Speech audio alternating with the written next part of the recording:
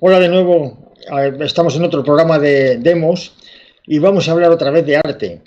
Hoy vamos a tocar un tema muy interesante, que es el tema de las falsificaciones en el mundo del arte. Las falsificaciones a veces el falsificador supera al mismísimo artista.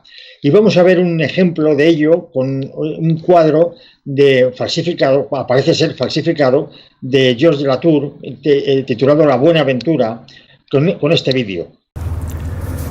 Esta obra salió de Francia en 1960. Es la obra conocida como La Buenaventura, de Georges Latour. Fue adquirida por el Metropolitan Museum de Nueva York por una cifra astronómica, sin duda, pero desconocida. Cuando se supo la noticia en Francia, se montó un escándalo tal que el ministro de Cultura, André Malraux, tuvo que acudir al Parlamento a explicar por qué el Louvre se había dejado escapar este tesoro. Nadie pudo explicar por qué se había suscrito el permiso de exportación de esta obra.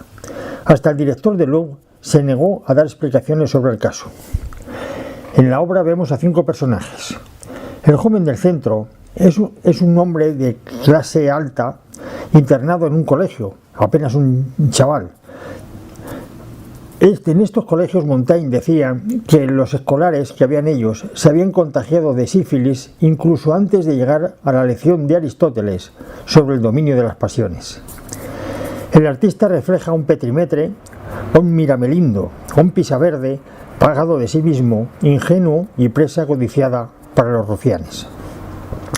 Las mujeres que rodean al joven por sus vestidos orientales de rico colorido y de tez morena sabemos que son gitanas. Parece que la muchacha del centro es una gitana de piel más blanca. La gitana de más edad tiene una moneda en la mano. Para echar la Buenaventura tenía que hacer una cruz sobre la mano del cliente con la moneda que éste pagaba por el servicio. Dice Cervantes en la novela La gitanilla que todas las cruces en cuanto cruces son buenas, pero las de plata o de oro son mejores. Y decía la gitanilla que al señalar la cruz en la palma de la mano con moneda de cobre, sepan vuesas mercedes que menoscaba la Buenaventura, a lo menos la mía. En caso de que sorprendieran al joven solicitando los servicios de la Buenaventura, le hubiera valido una excomunión y una buena paliza por parte del preceptor. Si sorprendieran a la gitana en este negocio, le hubiera costado ser azotada en público y expulsada de la población sin juicio previo. Mientras la gitana de más edad distrae al joven, otra le quita la bolsa que contiene el dinero. La cómplice morena tiene la mano presta para hacer desaparecer la bolsa. Otra le está cortando la cadena de la que pende una moneda de oro. A quienes robaban de este modo en el siglo XVII en Francia, se les castigaba cortándoles las orejas, o se les marcaba con instrumento al rojo vivo. Pero si eran reincidentes, se les colgaba o se les descuartizaba. Las jóvenes vírgenes en esta época llevaban el pelo suelto. Las casadas cubrían su cabello con una cofia o un pañuelo anudado a la nuca. Un pañuelo anudado por debajo de la barbilla, como la joven del centro, indica que no era virgen ni casada. El artista nos está sugiriendo un tráfico carnal en el que la anciana hace de alcahueta con el joven Petimetre. Esta obra, atribuida a Georges Latour, un pintor que murió en 1652 y que no salió de su ciudad, Lunéville de la Lorena. Si bien el juego de miradas, la tensión que transmite la obra es propia de un genio, hay 3 detalles en el cuadro que no se corresponden con la altura genial de un gran artista. En primer lugar, el jubón del Petimetre. En el siglo XVII en Lorena, este jubón se ataba siempre por delante. No es posible que Latour pintara al Miramelindo con un jubón que no se correspondía con su época. En segundo lugar, el manto de la anciana adolece de un error indigno de un genio que es capaz de realizar semejante obra de arte. El sentido de la trama del tejido de la anciana no se corresponde con el revés de su manto. Un error incomprensible en un artista que refleja los detalles de los tejidos milimétricamente. Estos descubrimientos dejaron perplejo al historiador inglés Christopher Wright a finales de los años 60 del siglo XX. Pero lo que le sumió en el estupor es que entretejida en el pañuelo de la muchacha morena, descubrió con todas sus letras la palabra merde. La obra, aunque genial, tenía todas las características de una extraordinaria falsificación realizada por un artista algo socarrón.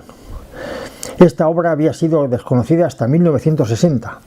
En 1942, una monografía sobre Latour había caído en manos de un prisionero de guerra francés, que contempló en sus páginas un cuadro que le recordó a otro que estaba colgado en el palacio de su tío. Tras la guerra hizo examinar el cuadro y los expertos coincidieron de que era una obra de Georges Latour. El marchante George Wildenstein adquirió la obra por un precio confesado de 7,5 millones de francos. Permaneció en su colección 10 años, durante los cuales solo fue contemplado por unos privilegiados, permaneciendo en secreto su existencia. Christopher Wright, el descubridor de las irregularidades del cuadro, había escrito en 1974 una monografía sobre Latour. Consideraba a este el autor de esta obra. Pero en 1984, 10 años después, escribió una obra denominada El arte del falsificador, en el que consideraba que esta obra había sido realizada por un restaurador francés llamado Delouvre, que murió en 1954 y que estaba al servicio del marchante Wildenstein, que fue el que adquirió la obra por 7,5 millones de francos. Para hacer verosímil la autoría del cuadro, Wildenstein confesó que había sido intercambiado por otro cuya existencia pudo ser rastreada hasta 1879. Las oscuras circunstancias que rodearon a la aparición de esta obra hicieron desistir al Louvre de pujar por ella, y además otorgaron el permiso de exportación de una obra que consideraban falsificada.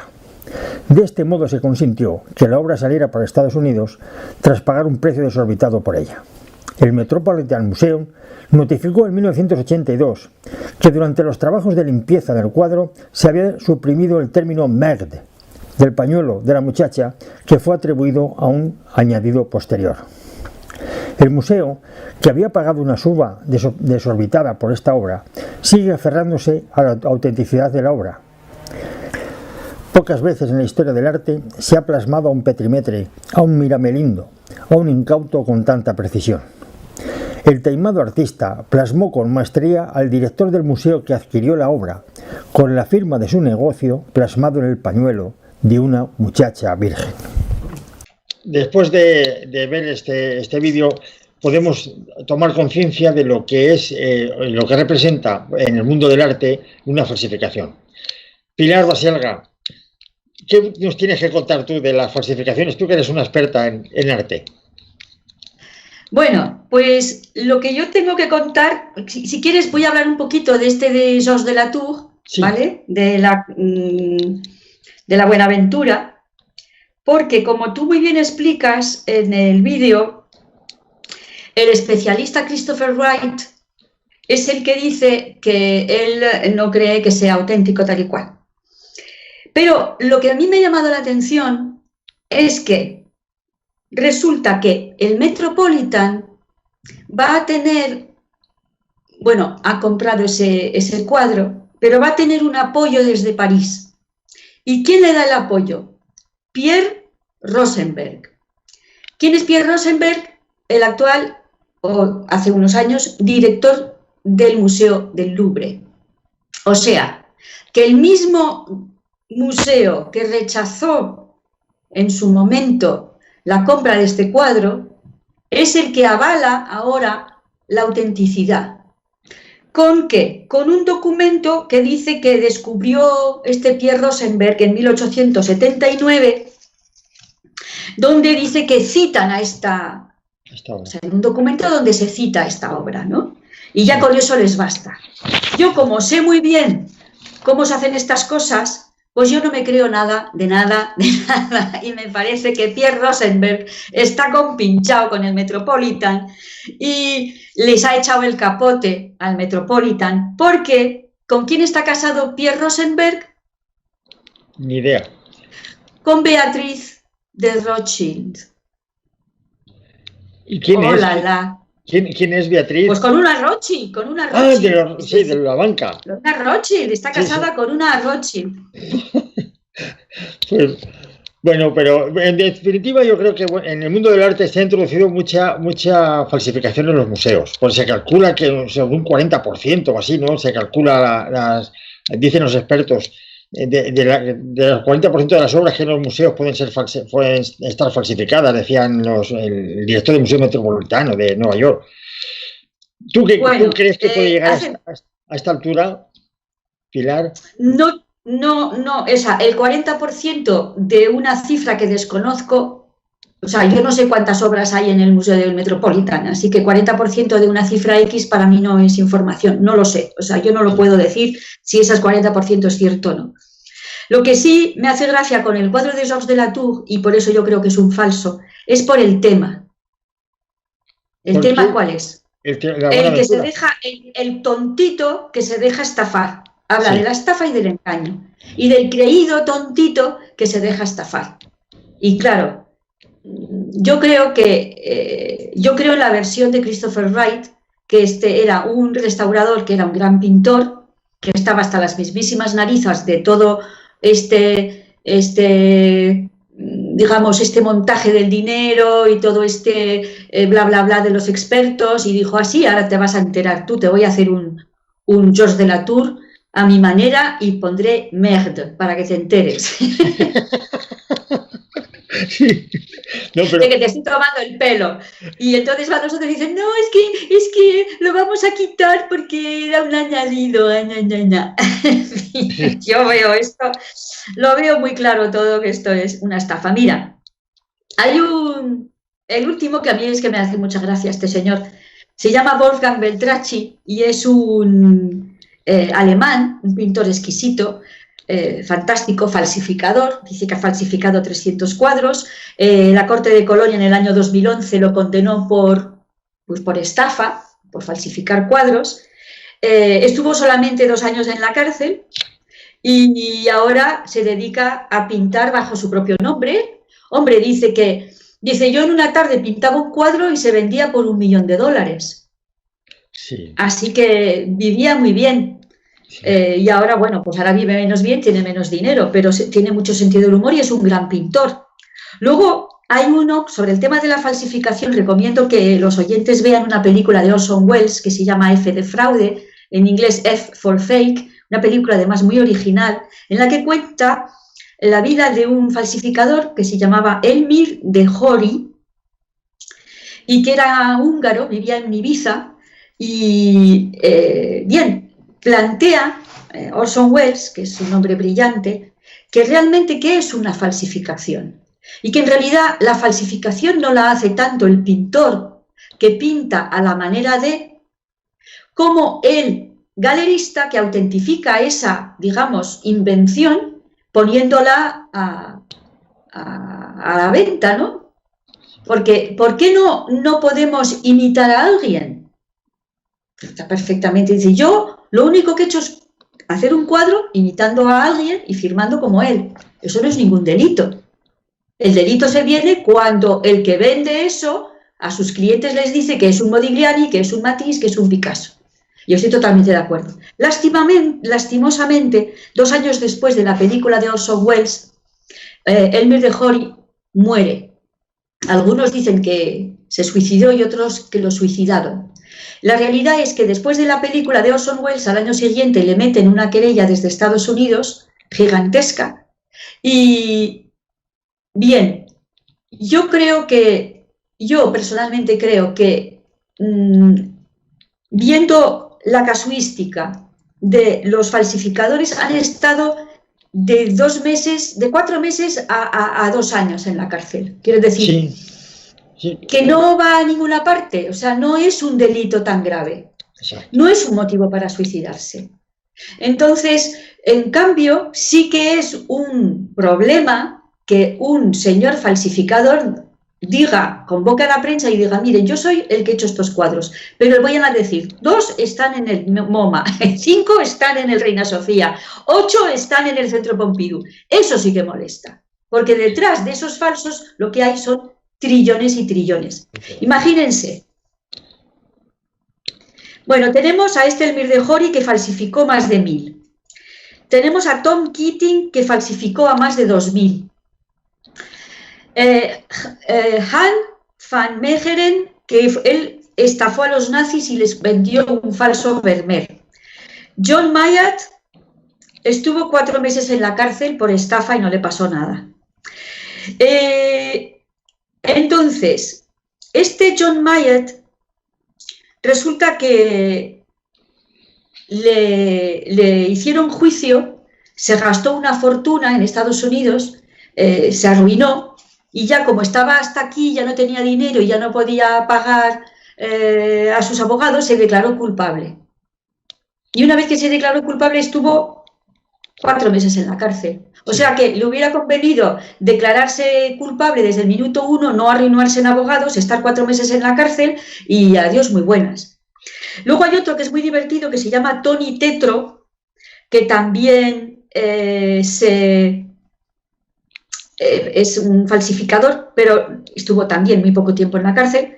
Y resulta que hay un hotel en Australia que propone a sus clientes que pone una serie de cuadros más bien estampas de Andy Warhol y le dice a sus clientes que si reconocen cuál es el auténtico, se lo pueden quedar. Y todos los otros son falsos de Tony Tetro. Sí. O sea, hasta se ha convertido en un juego de marketing para un hotel, lo de las falsificaciones. Y luego Mark Landis también es un excelente falsificador. Eric Hepburn, Eric Hepburn vivía en Roma y fue asesinado el 11 de enero, una fecha un poco... Yo cuando veo 11 de algo, de alguna fecha, ya estoy pensando mal. Lo encontraron con el cráneo fracturado en el suelo. En fin, así que todo esto para decir que las falsificaciones se cuentan por miles y sin embargo, ¿cuántas veces, José Luis, has escuchado que un museo reconozca, miren, vamos a retirar este cuadro porque es falso? Bueno, no lo reconocen incluso. Bueno, aquí en España hemos tenido un caso que es el de Francisco José García Lora. Es un famoso falsificador. Este hombre falsificó a Picasso, a Van Gogh, a Rembrandt, Monet. Monet tenía un problema. Decía que Monet pintaba muchas veces con el dedo y dejaba la huella digital plasmada en el lienzo, con lo cual era más difícil de falsificar. Pero este hombre sí que desveló cómo se hace. El how no, que dicen los ingleses. ¿Cómo se hace la falsificación? Empezó con un Sorolla de un señor que tenía un Sorolla en su casa y se lo querían comprar por mucho dinero. Pero el señor no quería deshacerse de su Sorolla original y encargó a este señor que pintara una falsificación, una copia exacta, que fue la que vendió, y al mismo tiempo el propietario se quedó con el original.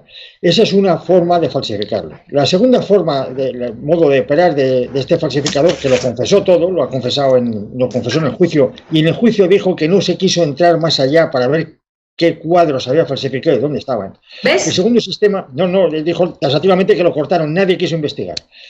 El segundo sistema era aprovechar la restauración de los cuadros. Alguien con mucho dinero dice, quiero restaurar tal cuadro de Goya, pues hablaba concretamente de un Goya. Cuando se estaba restaurando, siempre se hace a puerta cerrada, con mucho sigilo, etcétera, entraba él, se tiraba días y días y días, meses copiando el cuadro, y ya cuando se había terminado, se llevaban el original y en el museo se quedaba la copia. Pero no ha querido confesar qué cuadros son copia. Y el tercer sistema que utilizaba era en los traslados. En los traslados de cuadros, cuando se presta de una galería a otra o de un museo a otro, ahí es donde hacían el cambiazo. Pero es curioso cómo se pasó 4 años en la cárcel este hombre, se ha hecho muy famoso, es muy buen pintor, es un excelentísimo pintor, claro. Pero a un día de hoy no sabemos. Y una cosa que me llamó mucho la atención es que él dice que en todos sus cuadros falsificados tiene algo que él conoce, tiene un detalle que muestra dónde está la falsificación. Y cuenta en el caso de un Monet que una mariposa se quedó entrampada dentro del lienzo, dentro del óleo, y él lo pintó encima de la mariposa. Él sabe cuál es el cuadro y y lo identifica por la mariposa. Igual que Letour con la palabra merde en el pañuelo de la chica morena. Es decir, todos dejan una firma diciendo esto lo he hecho yo y esto quizás supera al original. Pero es curioso. Sí. Y este hombre dijo algo más. Dijo que muchos de sus falsificaciones habían sido realizadas para pagar Hacienda en especie. Es decir, tú tienes un cuadro, por ejemplo, un Goya en tu casa, y quieres saldar una deuda con Hacienda, un Goya, un Picasso, un Manet, pues lo encargas una falsificación, se la das a Hacienda como si fuera bueno y te ahorras unos cuantos millones de euros.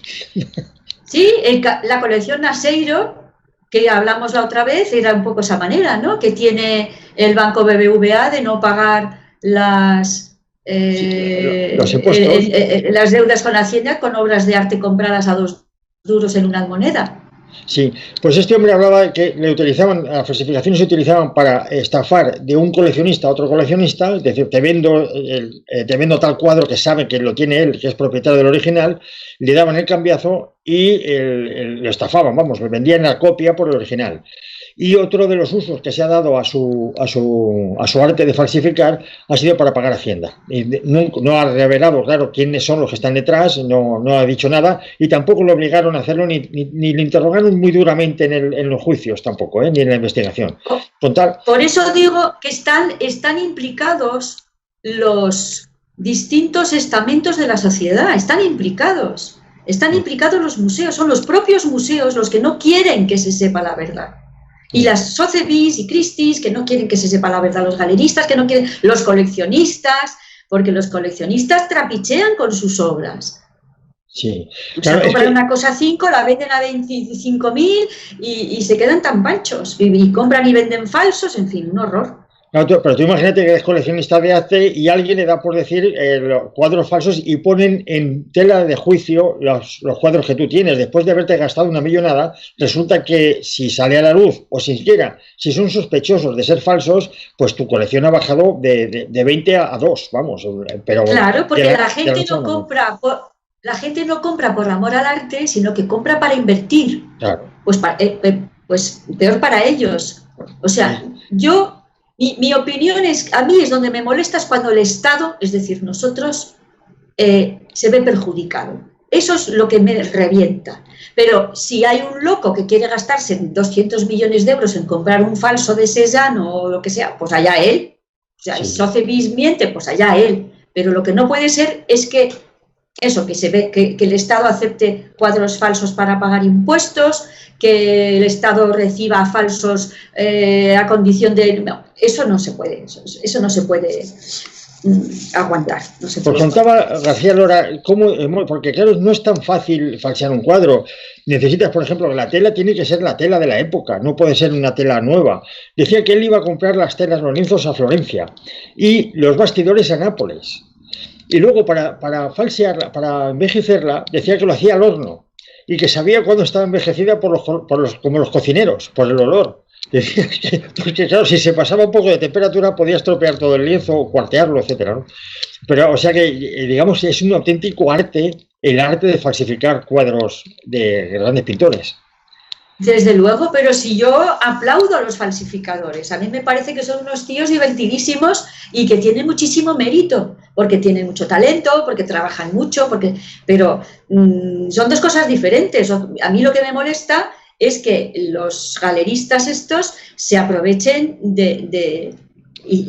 se aprovechen de esto para enriquecerse y que cuando viene, digamos, la justicia, porque ahí no hay justicia ninguna, la justicia entre comillas, a poner orden, resulta que se van, nunca miran hacia el galerista, nunca miran hacia Sotheby's y Christie's, siempre van al artista que tiene ese talento de poder imitar a otros. Mira, el Museo de Gante, en enero pasado, del 2018, hicieron una exposición en el Museo de Gante dedicada a las vanguardias rusas y había 26 cuadros de Malevich y Kandinsky. Bien, pues 26 cuadros eran todos falsos. Vino la policía, cerró la exposición, la directora del museo fue cesada fulminantemente y además la policía allanó los domicilios de los propietarios que habían supuestamente prestado esas obras, que lo que estaban haciendo era darles pedigrí, porque si tú tienes un cuadro que se ha expuesto en un museo, pues ya tiene pedigrí, porque Sí, ya ha sí. sido reconocido. Bueno, en este caso ha sido un fracaso estrepitoso, ¿no? Pero en muchas otras ocasiones cuela.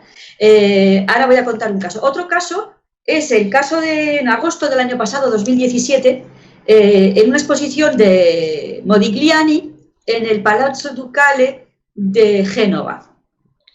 Y hay que decir que Modigliani, un desnudo de Modigliani, se vendió 170 millones de euros en el año 2015. O sea, estamos hablando de unas cifras, 170 millones, por un desnudo de Modigliani.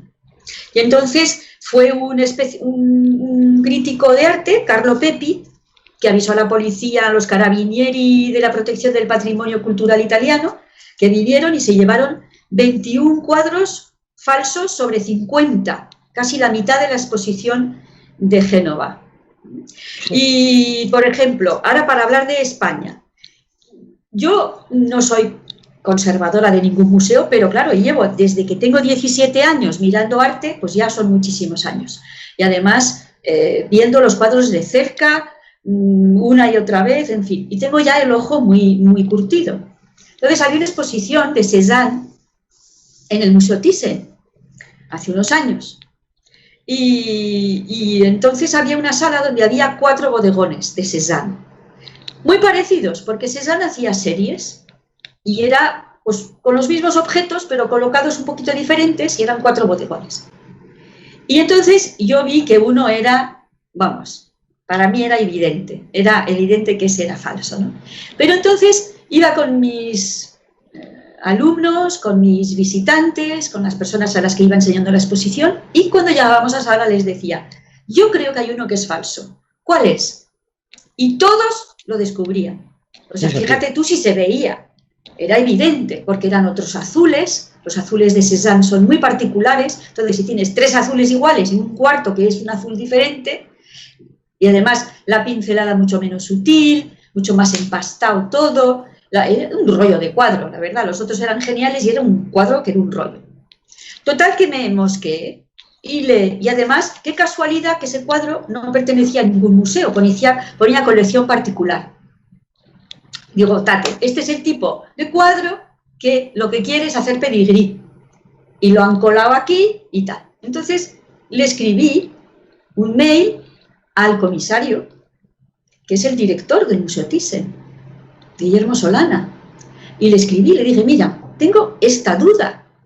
Por este motivo, por este motivo, por este motivo, a mí me parece que este cuadro pues es que no es de Cézanne.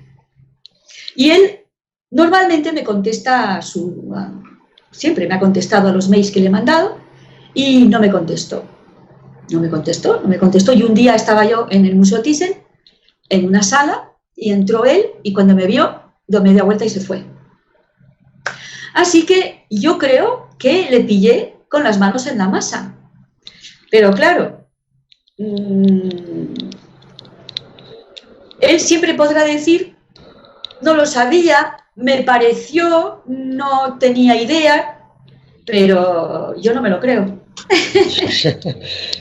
Todas las anécdotas relativas a las falsificaciones son muy, muy curiosas. Hubo una falsificación muy famosa en una catedral de Alemania, en la catedral de Lübeck, que fue destruida en la Segunda Guerra Mundial y fue restaurada después. Para restaurar lo que hicieron fue cerrarla y a puerta cerrada se practicó una restauración de unos frescos que, bueno, tardaron 2 años. Entre los restauradores había uno que luego se supo que era un falsificador, que era Malskat. Malskat, cuando una vez terminó el trabajo, confesó que había falsificado, que eran falsos, que lo que habían hecho había sido blanquear los frescos originales y sobre ellos pintaron unos nuevos. Y le preguntaron, bueno, ¿y cómo puedo saber yo, decía la policía, que son falsos? Dice, muy fácil. Dice, usted observe que en esos frescos hay un pavo. Un pavo. En el siglo XIV en España no había pavos, en Alemania tampoco, porque vinieron de América, vinieron después. Dice, al mismo tiempo podrá usted observar que una de los cuadros religiosos, una de las vírgenes que hay, pues es mi hermana Frida. Y para colmo tenemos ahí también a Marlene Dietrich. Bueno, pues esta catedral fue inaugurada por Adenauer, con mucha gente del arte que la estuvo viendo la restauración y nadie se dio cuenta hasta que el propio falsificador lo confesó. Este hombre falsificó un cuadro de Chagall, y lo vendió como auténtico, pero sin firma. Y el que lo compró se fue a Chang'an a decirle que por favor lo firmara, que se le había olvidado firmar ese cuadro y que lo había comprado por un precio muy alto. Y Chang'an dijo, oye, pues es un cuadro francamente precioso, pero no me acuerdo haberlo pintado. Y después firmó. O sea que todas las historias que hay alrededor de las falsificaciones son muy divertidas y desde luego son grandes genios. Los buenos falsificadores son grandísimos genios.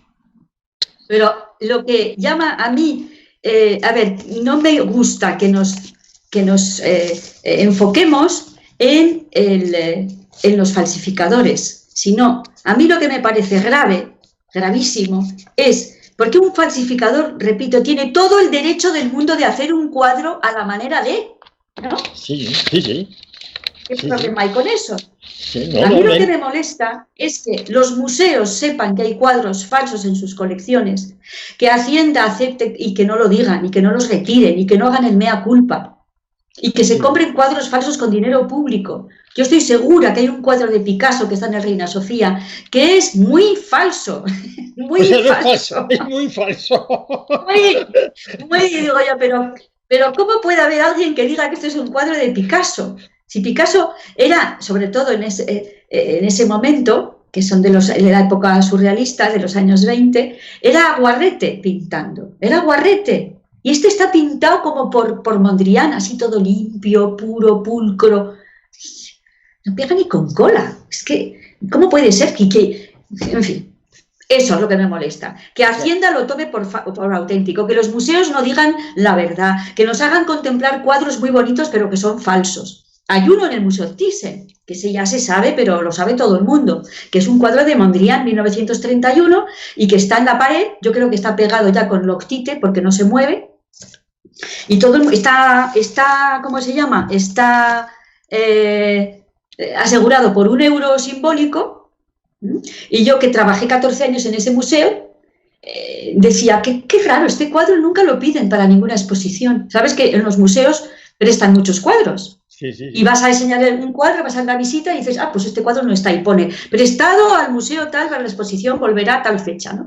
Pues ese nunca lo pedían, y ahora ya sé por qué no lo piden, porque todo el mundo en el mundo del arte de especialista de Mondrian saben que ese es falso, y no lo prestan nunca, y está ahí pegado, te digo, pegado para siempre, desde 1992, con cemento, está pegado ahí, y todo el mundo lo sabe, y ¿por qué no lo quitan? Porque es una vergüenza. Y como tienen un orgullo que se lo pisan, pues eso. Así que esta vez, en las otras charlas hemos hablado, le hemos dado bien al Museo del Prado, ahora le hemos dado bien al Museo Thyssen. Bueno, y habría que ver los cuadros de muchas colecciones particulares, porque el secreto de por qué no se dicen, no se publican dónde están los falsos, es porque tanto las colecciones particulares como los museos perderían mucho. Sobre todo los cuadros que tienen, lo que perderían es un valor, pero vamos, se dividiría pues por 100 o por 1000 el valor de un cuadro falso. Claro, había que desarrojarlo de la colección o del museo. Claro, pero si es una colección particular, yo entiendo que haya un interés en que no pierdas el valor, pero en el museo conviene que baje el valor, porque así baja el valor del seguro. Sí, pero bueno, pero baja también el prestigio de los curadores y de los directores, de todos los responsables que han colado. Mira el Metropolitan. En eso. Claro, mira el Metropolitan con Letour, están defendiéndolo ahí a capa y espada, vamos, como si no hubiera. Incluso el Museo de Louvre les está ayudando. En fin, a nadie le interesa decir, a ningún director de museo, que ha comprado con dinero público cuadros falsos. Bueno, Pilar, pues ha sido muy divertido el programa de hoy. Muchísimas gracias de nuevo. ¿Tienes algo más que decir?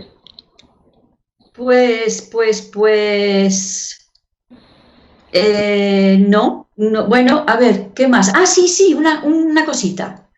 Hay una especialista en cerámica etrusca que se llama Marion True y que trabajaba en el Museo Smithsonian, una colección de arte de Washington.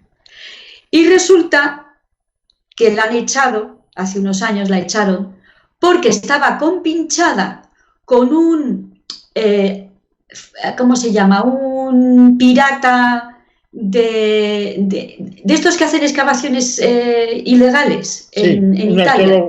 Un arqueólogo ilegal, digamos, sí.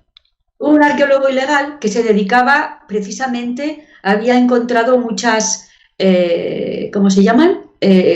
Cerámicas etruscas, que se me está acabando la batería, así que voy a terminar ya. Y resulta que se habían compinchado, el señor rompió la cerámica etrusca auténtica para romperla en dos partes. Primero compraron una parte y después la segunda parte, y así ganaban más dinero que vendiéndola entera. O sea, para daros la idea de cómo una experta, Marion True, del Museo Smithsonian, con todos los títulos y todo lo que tú quieras, prefiere el dinero a conservar una pieza intacta, una pieza auténtica que tenga más de 2.500 años. Es capaz de romperla para ganar más dinero. O sea, la codicia no tiene límite. Así que me voy a tener que despedir porque se va a colapsar el ordenador, que me he quedado sin batería. Un abrazo, Pilar. Un abrazo y a vosotros hasta el próximo programa. Adiós.